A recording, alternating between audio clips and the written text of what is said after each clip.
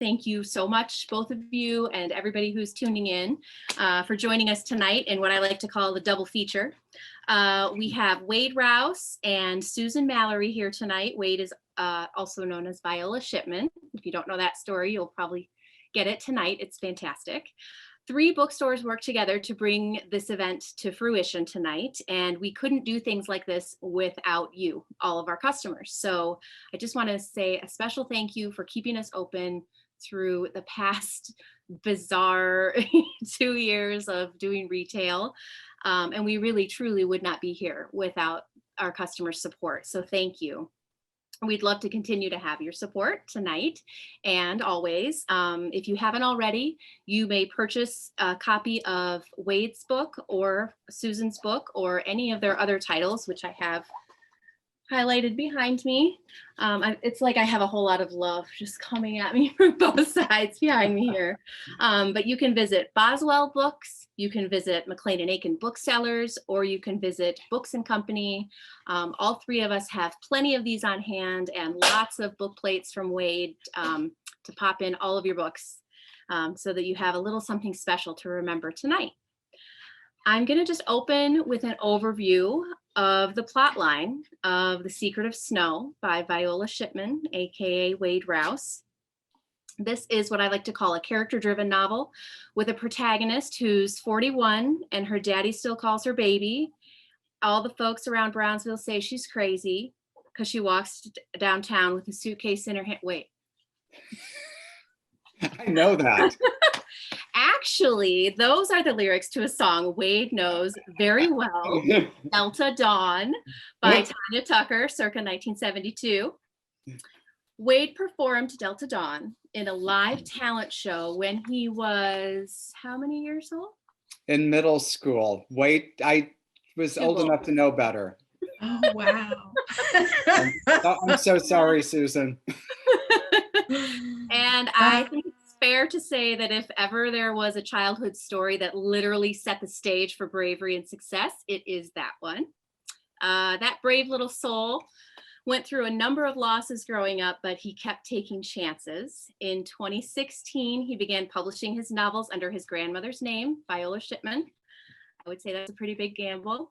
And I think both the Tanya and the Viola gambles paid off. I think so.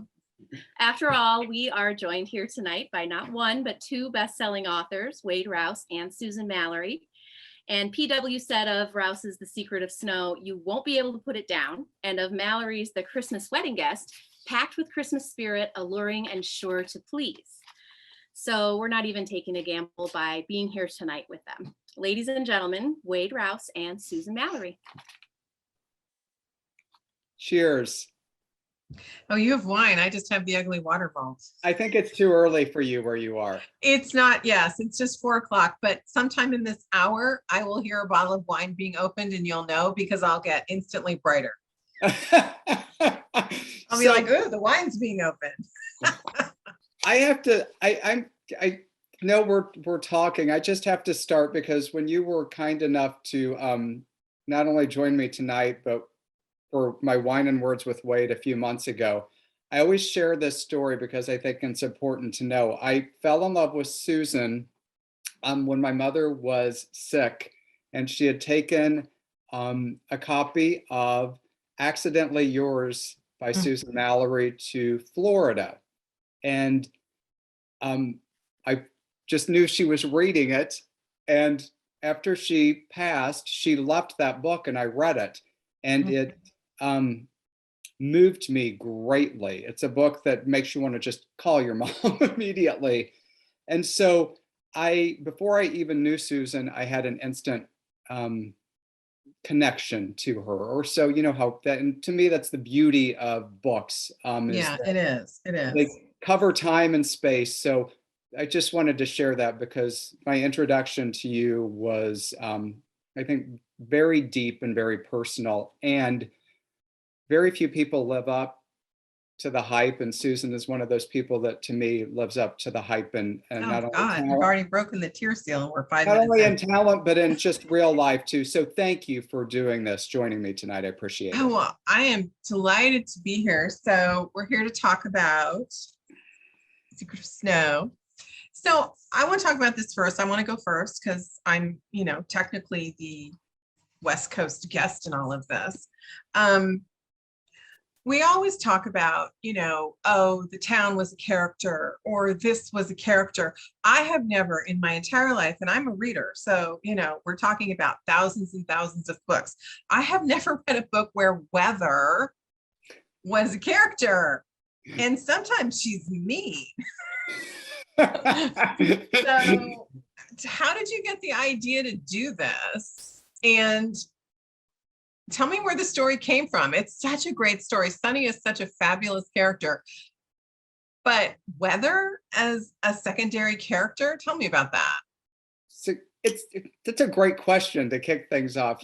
I have always been fascinated with weather. People always ask, if you weren't an author, what would you do? And meteorologist was one of those things. I grew up in the Missouri Ozarks before I moved to Michigan, and weather was insane in the Ozarks. So literally there would be a tornado siren for me growing up every 10 minutes. And my mother would go, hide, we'd get in culverts and run into caves. And Oh, wow. I was that kid that watched the weather. And then as I got older, I became obsessed with it and look at the radar still to this day. And it's something I always thought I could control. Oh, so you have secret powers. I do not have any secret powers, but I've always been fascinated with it. And it turns out that a number of my very good friends are meteorologists.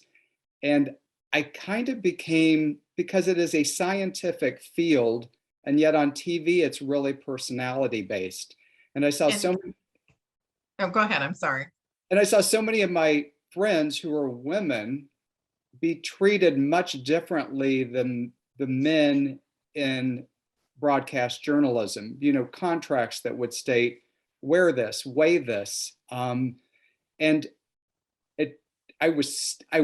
can't say I was surprised, but it was still stunning to see what they were required to do that their counterparts were not.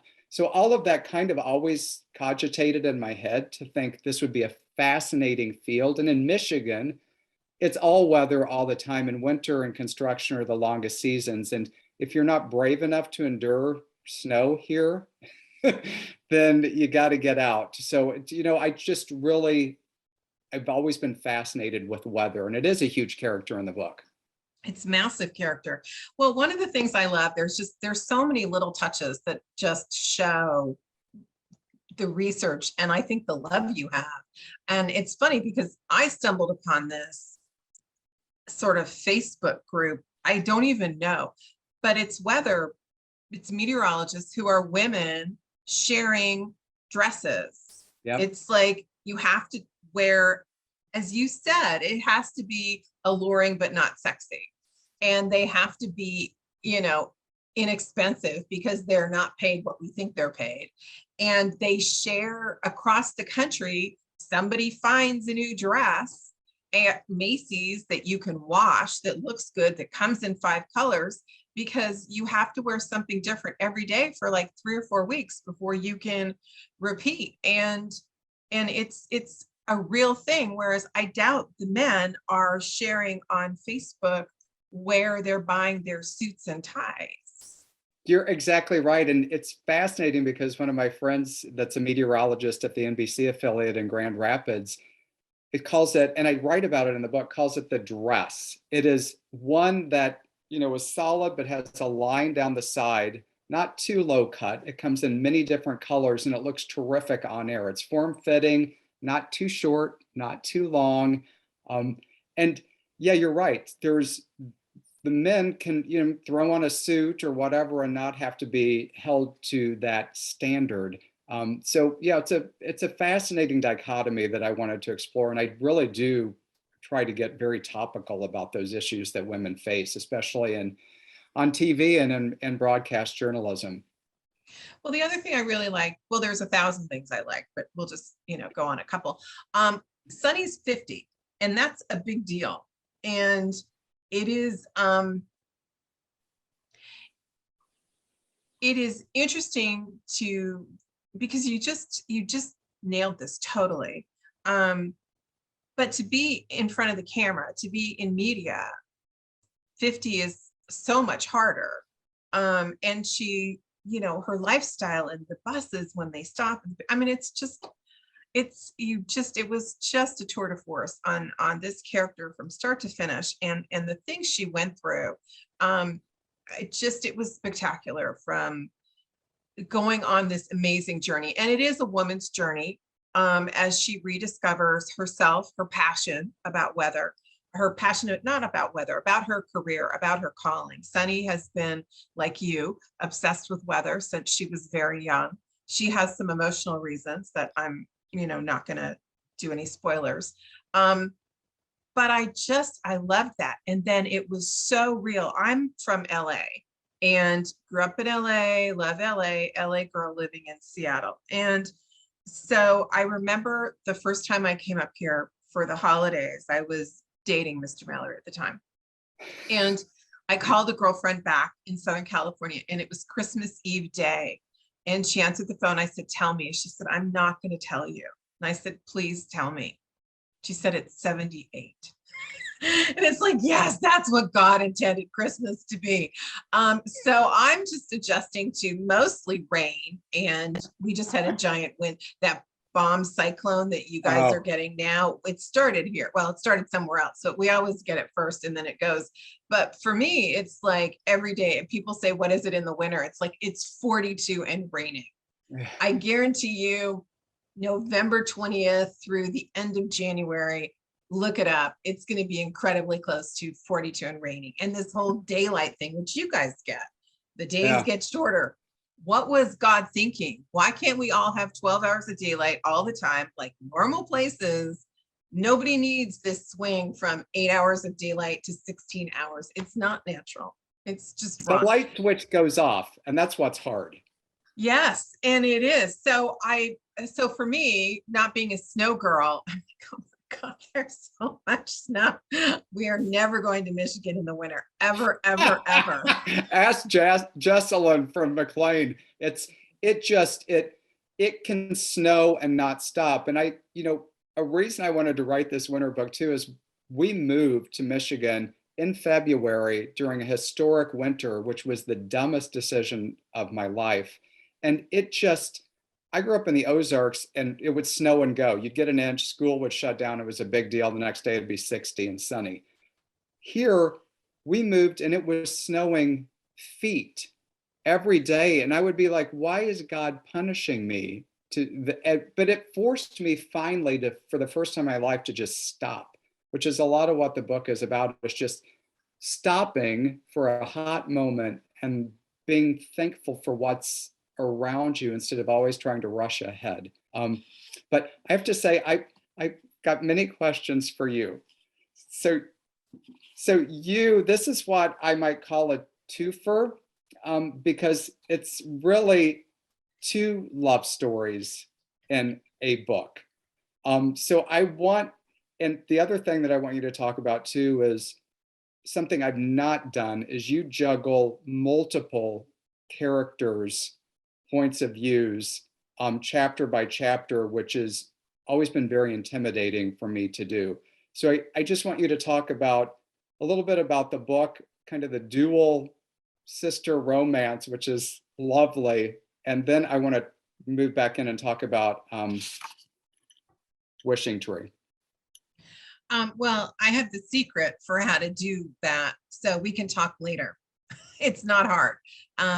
The dual point of view, but it's technical writing stuff, and we don't want to bore our guests with that, but it's not difficult. And I apologize in advance for Alex. He might be a problem tonight. My cat, we lost his sister a couple weeks ago. Yeah, I'm so sorry.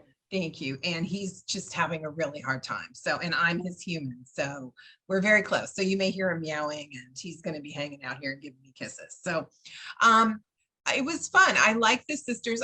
I don't tend to do sisters who fight. I want my conflict to come in a different way. Although then I did do a book called The Stepsisters, where they weren't even frenemies. They were just enemies. But as a rule, I like it when sisters get along and have each other's back. So that was really fun for me.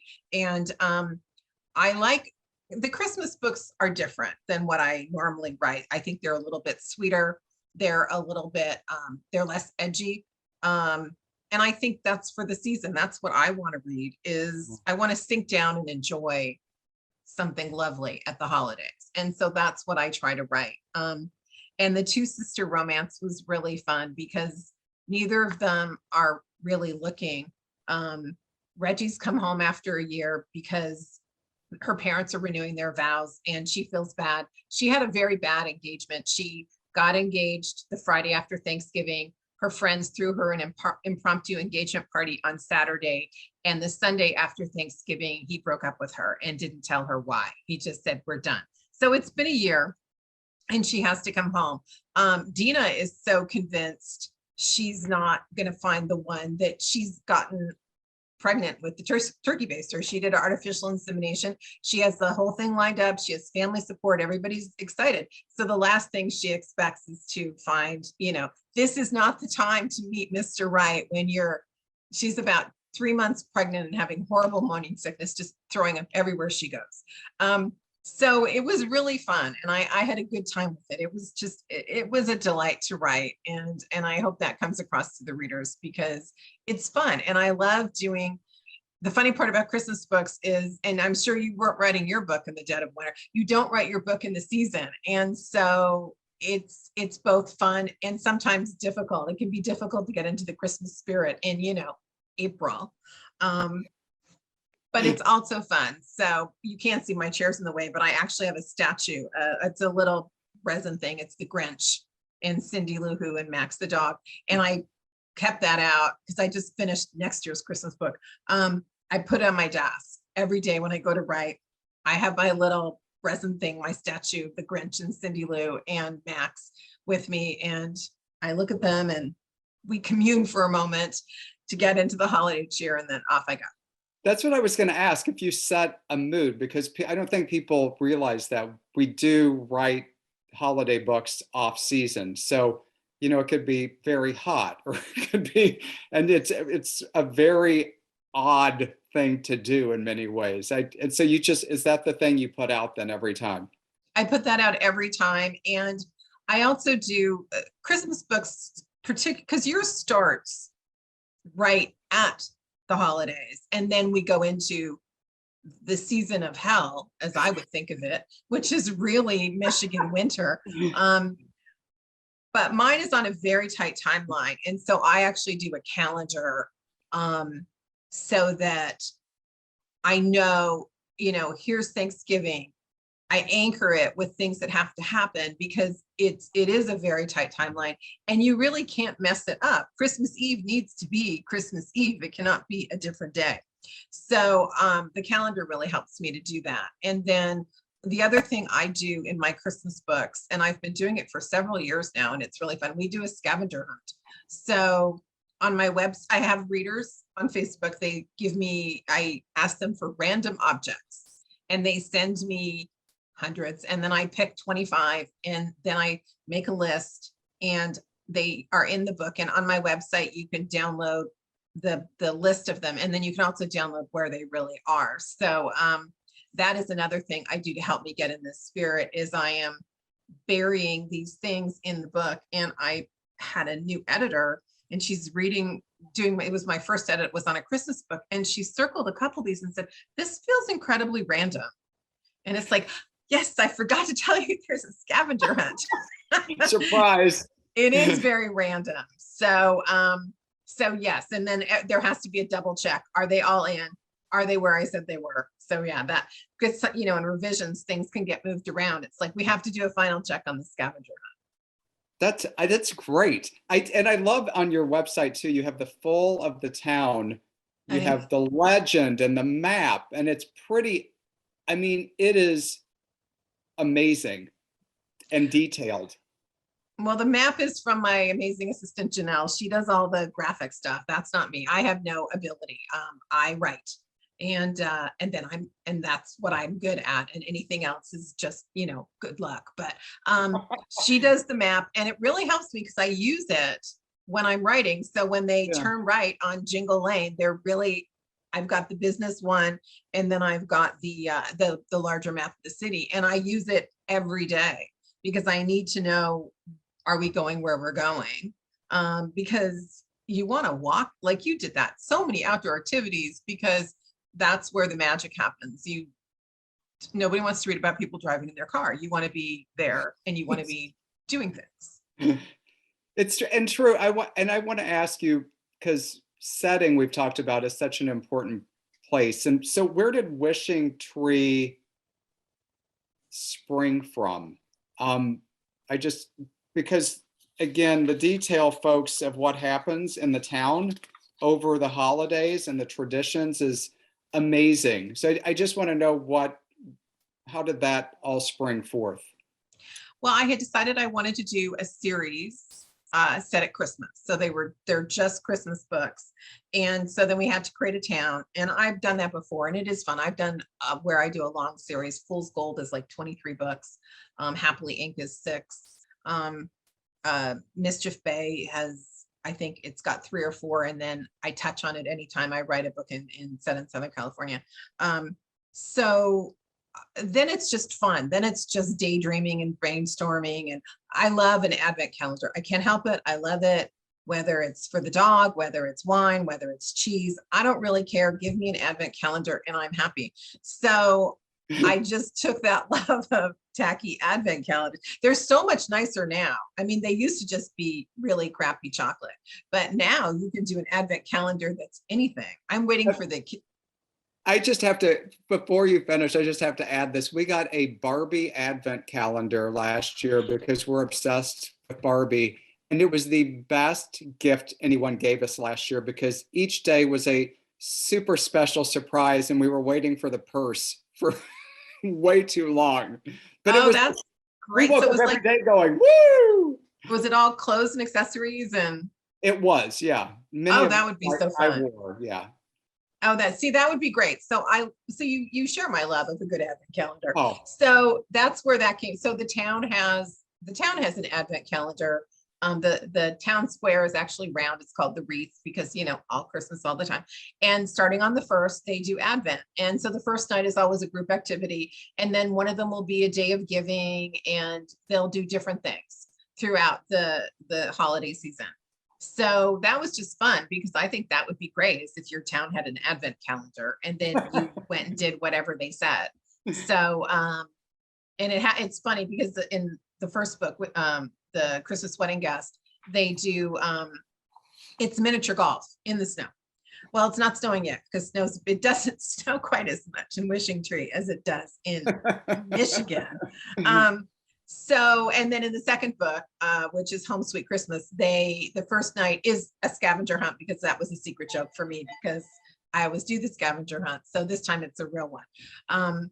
So yeah, it's a blast. It's just really fun. I think for me, and I have never asked you this question, but I'm going to say that you agree with me. There has to be joy in what you write, even if it's sad.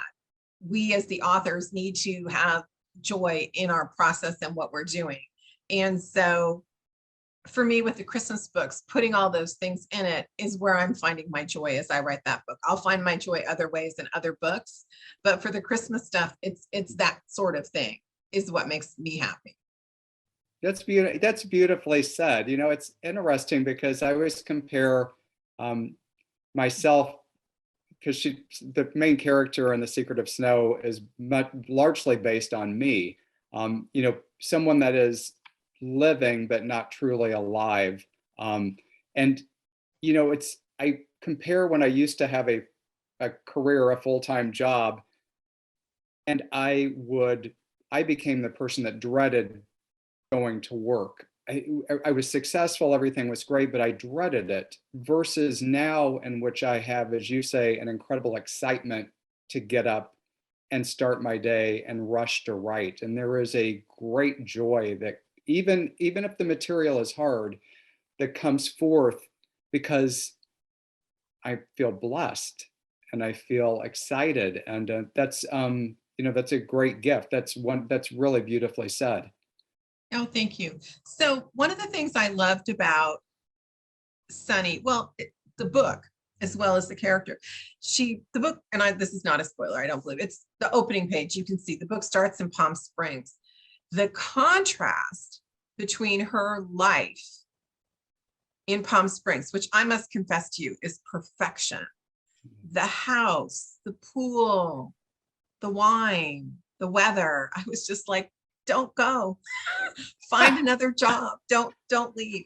And her life in Michigan, which is messy, and her living situation is, shall we say, less than ideal, although perfection. And she's by herself in Palm Springs, but in a solitary, in a way you imagine if you were this, and I'm going to say adult woman because sometimes I don't quite feel it, but she feels so self-actualized with this, you know, she has a glamorous job and she has her friends and she has this interesting lifestyle, because if you do the news, you live a different life. And it's true. My dad worked for ABC television when I was growing up, and he was the lighting director on the news. Wow. So I know that you leave at, you know, 3:30 and you come home between the news, the evening news, and then you go back at 10 o'clock to do the 11:30 news, and then you come home. I mean, it's a real thing. And so her life was so perfect.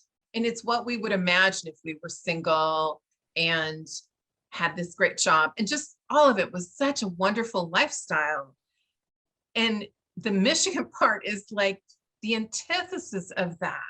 It was great. I mean, you just were so brilliant with that. I love the contrast. So can we talk about that? Yes. So I winter in Palm Springs, which many people in Michigan come February just want to punch me in the throat when they hear that.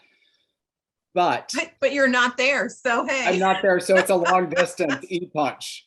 But I'm like, you know, I have to say, I went to Palm Springs as a vacation from Michigan. And I'm not exaggerating when I say I got off the plane at the airport and thought, is this real? It is. And let me say this before Michigan people get mad. I feel the same way about Michigan and the coast here. It is, people don't understand how stunningly beautiful it is. It's like you're in Italy. But Palm Springs, I walked in and truly I was like, well, looking around open mouthed going, it's a beautiful outdoor airport. And I kind of felt the same way that I did coming to our little resort town in Michigan. I was like, I have to live here. How does that, do people really exist here? Because the weather's 82 and it's sunny and the mountains hug the downtown and it's just surreal and otherworldly. It's so never humid. It's never humid. It's dry heat, which is really good for me. I slough after, you know, but I moisturize. And I ended up loving it. We bought a house out there that we winter, and it's everything that I described with sunny. And I just, you know, juxtaposing winter in the desert versus winter here, I thought was just a beautiful parallel, not only of setting, but also of Sunny, and her entire transition back, and finding, again, beauty in what is around you. You know, in Palm Springs, one of my favorite things to do is hike. We live right at the edge of a hiking trail. And I can go up, we can go so high that there will be snow in winter. And it's quiet. And, you know, just hawks fly over you and leave their shadows. And I feel at peace. And that's not much different than I felt here my first winters, in which you can't do anything but just stop and be. But I love Palm Springs. I love, you know, I feel sometimes like I live two totally separate lives, going from Michigan to there and having kind of that, you know, nostalgic Rat Pack vibe. And then here it's all Knotty Pine and Courier and Ives. But I love it. And I love Palm Springs, and you should come visit. Oh, it's great. I've been. It's fabulous. And it's everything you say. And people are like, it can't be that. It is exactly that. And the nights are cool and beautiful, and you do see the stars, and it just has this almost frozen in time, although it's very contemporary, but the whole, yes, it is all of that. And you did a beautiful job. And what I love is the pristineness of Sunny and her life in Palm Springs is her inability to live, her inability. She's frozen inside for reasons we're not going to get into. and it takes the snow to thaw her, which is, I thought, was such a beautiful way to do it. She has to fall back in love with the thing she ran from, which was winter. Well, and a bunch of other stuff. But yeah, and I will say, I don't want to give too much away, but paralleling my own life, I grew up in a little town. I lost my brother when I was young, and it's besides the damage to our family and our holidays, you are seen a certain way in a small town after a tragedy. It is hard, like with Sonny, to be Wade again, for people to see you as a whole unique person. You are the kid who lost his brother. My parents were the family that suffered a devastating loss. And so unless you run and get away, you kind of never feel who you are again. And that's really much of what I wanted to, bring, especially by going to the desert. And I feel the same way there too. I feel like I am, versus Michigan, a new person in many ways and seen in a different light by my friends. And that can be nice. That's really nice. I think it can be very helpful. I love that. And I think that one of the things I thought of while reading the book was, we always joke in romance that the hero is usually the most damaged of the two partners in a traditional romance. And it's not the love of a good woman, it's loving a good woman. And I kept thinking with Sonny, it's the love of the seasons, it's the love of the place that's going to heal her.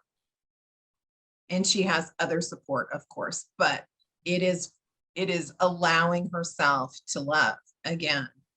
And we go back to character, Weather as character. That is really so much loved. We Yeah. all want to be loved. And I think it was, paralleling me again, you don't often think you deserve it. And that is the hardest thing for people. I too felt I didn't deserve love. And, then you find it. And, people can talk about love stories and everything, but the beauty is we all want desperately to love and be loved, to have someone that not just makes us feel safe, but compels us to be our best person. And that's always, I think, what we try to bring. And I love what you just said. It's not the love of a good woman, it's loving a good woman. Yes, it's the act of loving that heals, I think. Yes, I do too. So yeah, it is just, I thought, okay, you peaked at Clover Girls, and I didn't want to tell you, but I was so wrong. This is amazing. This is so good. So no, you haven't peaked yet. I can't wait for the next one because it's going to be spectacular. I can't wait. With your pet walking by, I want to ask this because you always have, or typically, as you do in this novel, Reggie's dog. To me, their animal characters can often steal a book. Oh, Belle stole. And that's what happened to me. So I kind of want, I have 2 rescue dogs, and they, mean the world to me. They're my kids. One's 14 and a half and getting rickety, and, I worry every single day. But they also make me better. So I didn't put a pet in this, but I love when you write about animals too, and I can tell how much they mean to you. They do. And one of the things I like about putting pets into a book is because I believe we show who we are when no one's looking. And that's what a pet allows us to reveal character. And I knew I wanted Reggie to have a dog. And so I just went onto Facebook and say, I need a dog to put in a book. And Janelle sorted them and sent me a bunch of them. And I saw this Great Dane, and I'm like, that one. And so then we contact the owner and say, we're going to put your dog in. Can you tell me about her? And in this case, I had to say, Belle has a character arc. And she starts the book as not brave. She is the epitome of not brave. And again, through falling in love, she becomes brave. She finds her boy and he makes her brave. So I loved her as a character, and I just, all of it. And then I start doing research because I've never had a Great Dane. When I was growing up, we had Dobermans, so I've had big dogs, but I've never had a dog that big. And the amount of food they go through, it's like, well, there's a workout just buying the food. And our dog is 13 pounds. So the dog and the cat are pretty much the same size. But it was delightful to put Belle in, and then Bert is a dachshund, and he was more comic relief than Belle, who had character. But I do love putting pets in. Alex is a rag doll. And the reason I have Alex, and I had his sister Lucy, I got them, is I did Your Pet in a Romance novel for the Seattle Humane Society. And the first people who won it at auction, it was a rag doll named Dinah. And so I'd never even heard of them. And I did research, and I'm like, oh, we have to get rag dolls. So I fell in love with the breed. Unfortunately, they are not blessed with good health. So there's that. But they didn't show that with the pictures, just the beautiful face and those big eyes. So yeah, so it was a reader who brought me to Alex. Wow, that's So, amazing. yeah. And do they work with you? Are they with you every? Like, They are with me, yes. And there are beds. There's 4 beds in my office, and they move around, and yeah, they are with me all the time. And I always know, it's like, okay, somebody's missing, where did they go, kind of thing. yeah. So yeah, and I'm sure your guys are with you too. Oh my gosh, the old gal Mabel, it was a Labradoodle that mixed with a beagle. So she looks like a Labradoodle that got thrown into a dryer for like a half hour. And she follows me literally after breakfast. She like stands at the end of the hall and looks, is like, are we ready? Are we ready? Yeah. Beats me up. So yeah, she sits by me. I don't know if I could even complete a word if she weren't up there. Very codependent. It's exactly that. And even when I'm not working, if I'm like, when I'm reading, I have to now read in my office because they get upset. It's like, this is where we spend our day, and we need you to be there so we can sleep. Can I ask one quick question of Susan before we get other questions? I just want to know, do you have like a favorite holiday memory or collection or heirloom or anything that you treasure and have? I'm not a thing person. So it's the things that go back to when I was little. It is not Christmas if I haven't seen The Grinch and Charlie Brown. Yeah.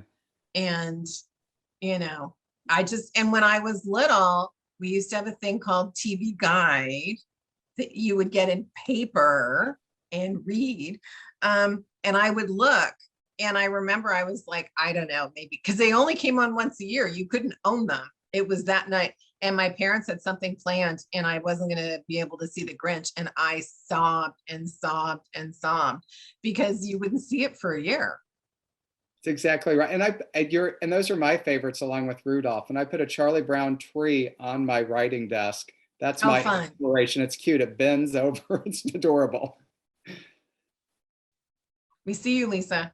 I know. And I've got my 17-year-old cat sitting on my lap while we're having this conversation. So there was a question that kind of dovetails into the Christmas memories. Somebody Patty had asked if you guys each had a favorite Christmas story, like a book.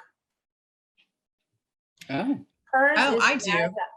Okay. I have a writer friend. Her name is Christine Rimmer. And she wrote a book called Same Time Next Christmas. And it's a little bit of a take on the old movie Same Time Next Year. Best Christmas story ever. And I prefer books, which is why I have a physical book. I prefer books, but it fell apart. So now it's on my e-reader because you can't, it's a category romance and you can't get it in print anymore. But yes, I read it every year. I have a stack of Christmas books I'll be reading, and that will be the last one I read. I would say, I always harken back to one of my early idols, Irma Bombeck, and she has so many Christmas essays that really just sum up the total beauty and dysfunction of the holidays that I always go back and reread. And she never gets old. I agree. She's amazing. Yeah, and that was actually, I missed her name. It was from Lisa who had asked those questions, not me. But those are both great contemporary books too. It's fun to always find a new story to read. There was another question about writing, and you guys kind of touched on this a little bit, the process of editing. You talked about editing for consistency within, but somebody was wondering about the whole proofreading process. So we'll get a little writerly here. How many layers and who does some of your proofreading? That was a question she was always curious about. Wade, you want to take that one first? Yeah, I can answer. I know Susan will expand on this, but I am a former copy editor, so I try to be as close as I can, but just specifically for proofreading, the publisher has a proofreader that goes through and looks through everything. And to me, it harkens back to college when you would get a paperback and it would be splashed with red, because I always think I'm going to get everything right. And then you're like, oh my God, there's so much constantly, but it's just style. Sometimes my style doesn't fit their style. So somebody does go through there and they check for consistency. They check for, could a 1967 Rambler actually have been, blue? They pick up things like that I try to do the research and get the right thing, but sometimes I don't. And I will say on a macro level, Susan's probably very different than I am. I really don't edit heavily until I am done with the draft. I kind of stay in the creative process. If I'm in the middle of a story, I want to stay in the story. And I feel like they're two very different processes for me. But as after I write in the morning and I usually exercise or run, and then I come back and things have hit me and I will just write, improve here.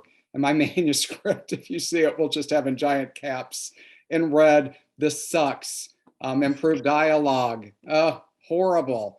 And then when I'm done, I really go back through and that's where all the heavy lifting starts. That's the important piece then.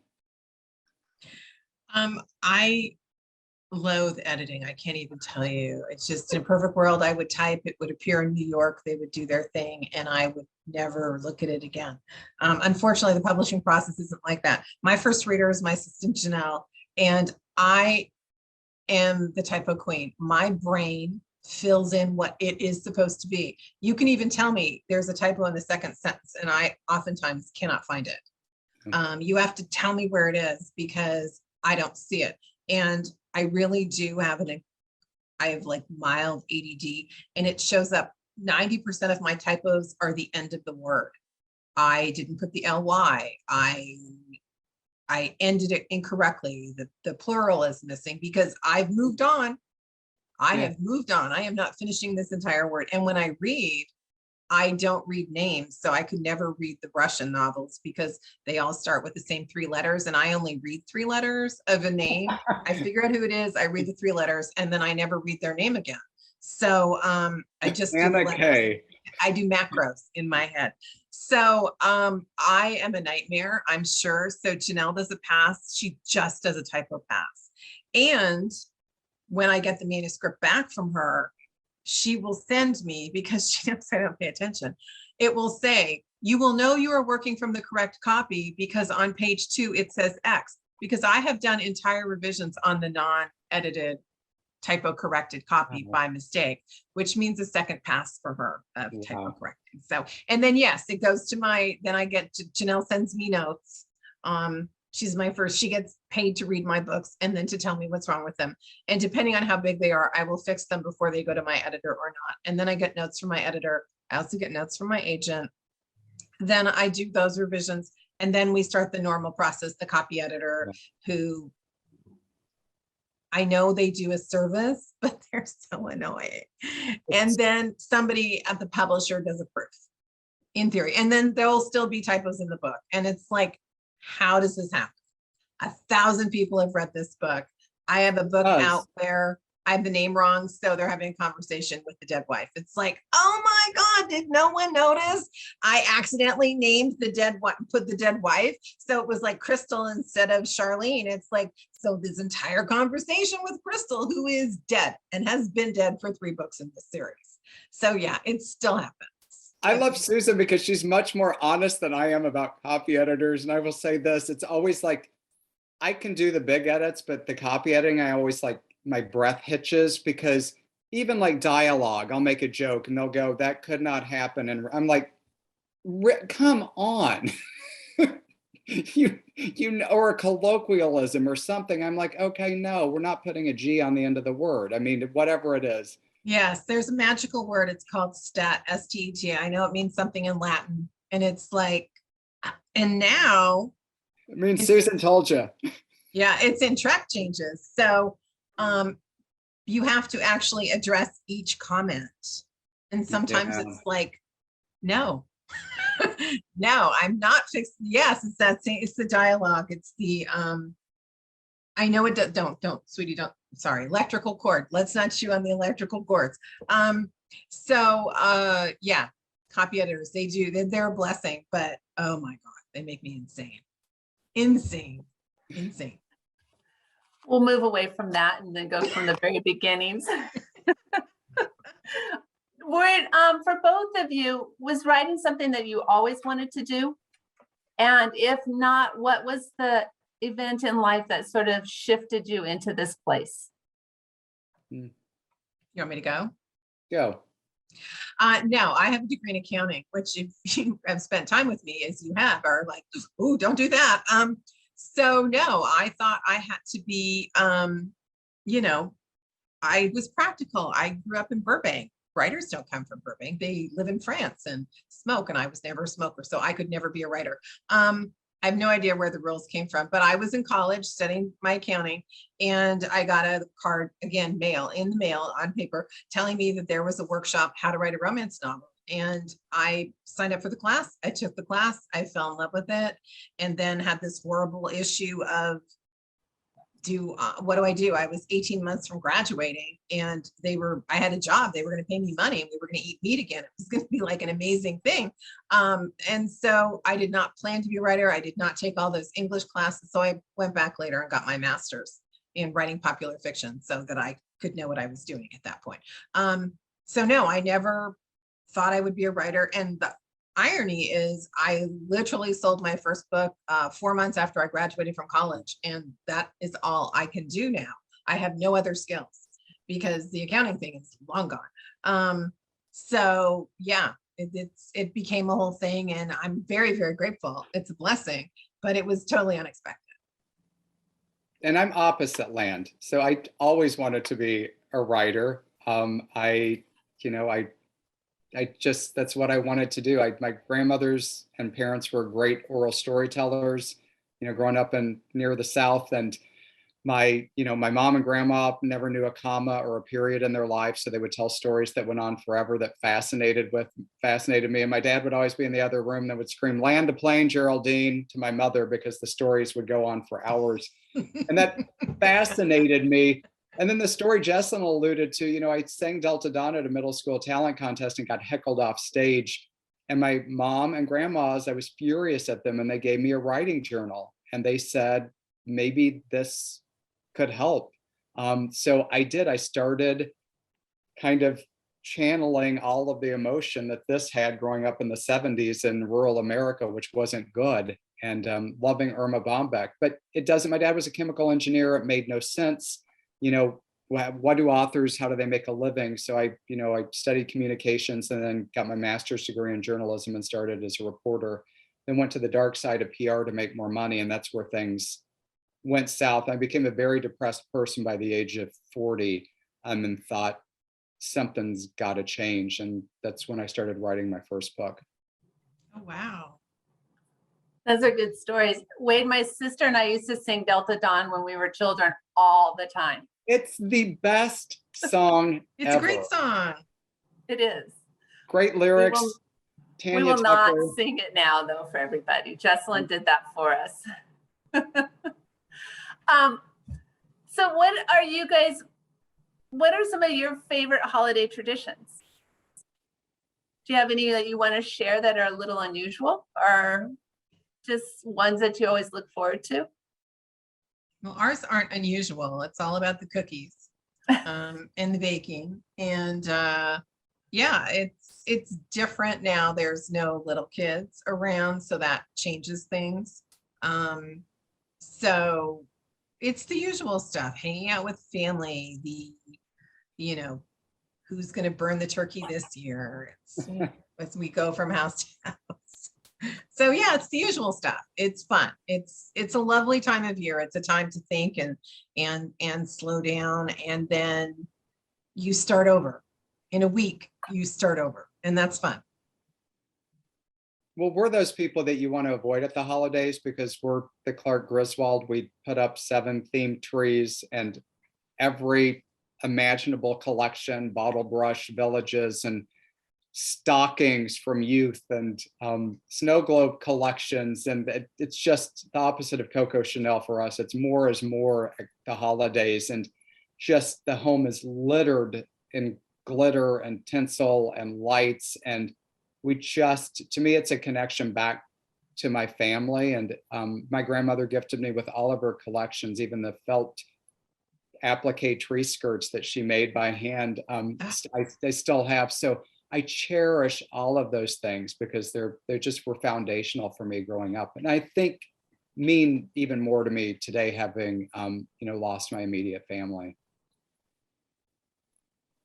Those are so important to have that connection. There was a quick question about your writing every day. I'm sure you take a break during the holidays maybe, but do you have a routine of a number of hours you write per day, or do you must have structure? Go ahead. Susan's probably like, I'm super anal and very ritualistic. So I get up pretty early, mainline coffee, and write, usually from like 7 to noon at least. Susan has more books coming out than I do, but when you have multiple books coming out, your deadlines are truncated, and I despise being a word counter or a page counter. I don't like that feeling. So I really just like to be in the flow of, I don't want to sound like one of those people, but I just love being in the flow of the story and the characters and the creative process, and not having to worry about, ooh, did I get 6 pages done today? That bothers me.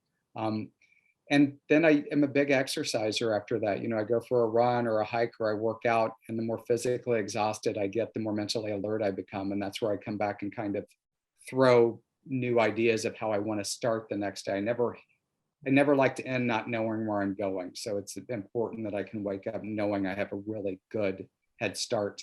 Then the rest of the day's the business of publishing. I call publishing BART. It's business meets art, but business leads. It's the horse that leads the cart.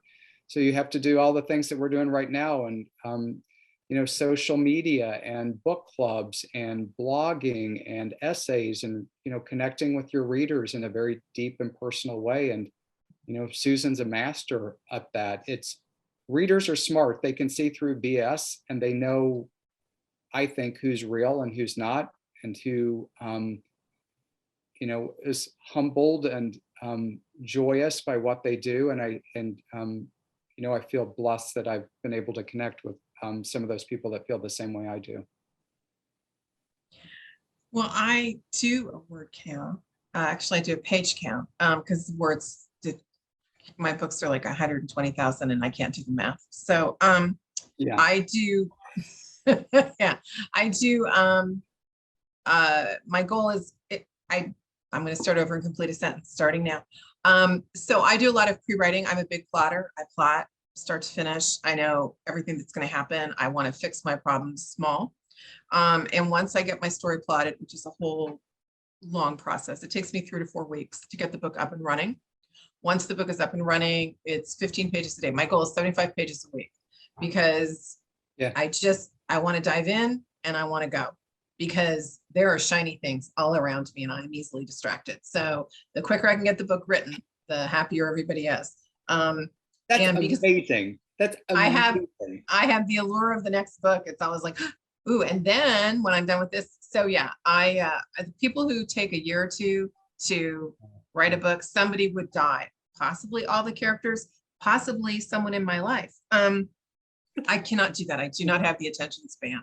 So I do as much pre-writing as I can so that I know them down to their bone marrow. That is my secret for getting in. And once I know them and I've got my story plotted, then it's just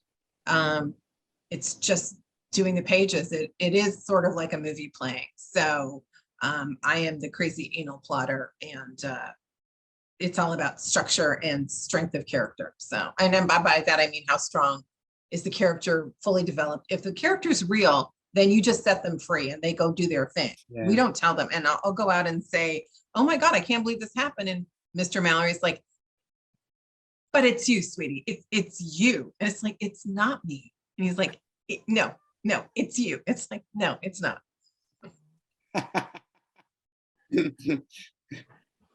It sounds like you both have such a strong line of storytelling in your backgrounds too, whether it's, just the oral or just the visual running through your head that keep the stories so interesting. And everybody has just filled the chat with so much love for all of your books and all of your stories. It's really wonderful to see.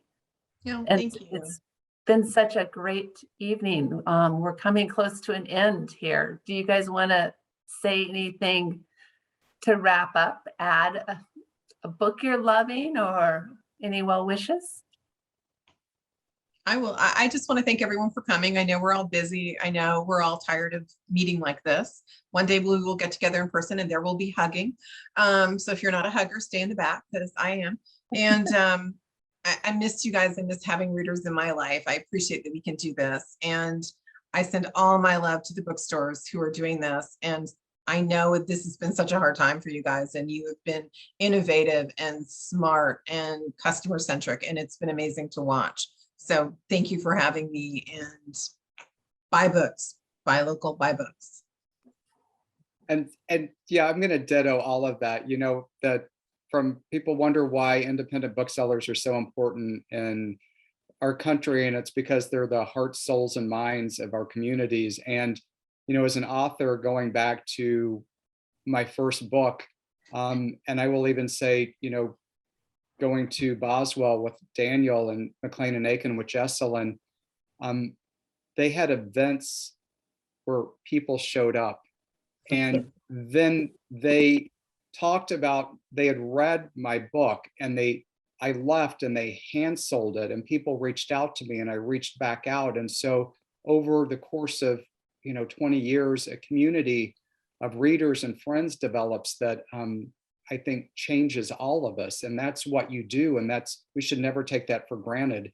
So yeah, thank you all for joining us tonight and making this happen. And Susan, especially, it's the launch week for The Secret of Snow. And it's a very difficult, I was telling Susan, more and more launch weeks feel like the Squid Game. And, for her to show up when she has so many other things to do and join me and talk. And I'm forever humbled and grateful. So thank you all. Well, this is a book worth showing up for. Thank you. Yes, and thank you all for being part of the magic. The authors, the booksellers, and the readers. It's really a wonderful thing that happens, and bookstores are just that. So from our hearts, from Books and Company, and from McLean and Eakin, and from Boswell Book Company, thank you for taking the time coming tonight and for being part of this. This is why we were able to make it through all of this. All of our friendships, all of the love, all of the support, and all of the need to share story makes it work. And you're going to make me all teary-eyed. So thank you for this. And may I add too, I was just given a note by my assistant that said that all of the stores have book plates too. So yeah. I know many of you love getting copies that are personalized and that have author signatures in. So they have book plates that can go in all of the books. So please order at will. And many holiday books, order now, because there might be a supply. Yeah, get books when you see them, because they may not be there. And we have book plates from Susan as well, signed book plates from Susan as well. So yes, so anybody who wants them, and if we run out, we'll pass them amongst each other through the mail. We'll make it work. So We'll make it work. Thank you all. Absolutely. Thank you Thank so much. you. And Merry Christmas to both of you. And I hope you have a good time wherever you will be. Merry Thank you. Christmas. Happy Oh, it's holidays. going to be Yeah, happy 42 and holidays. raining. I'll be leaving. Thank you. Bye-bye. Thank you.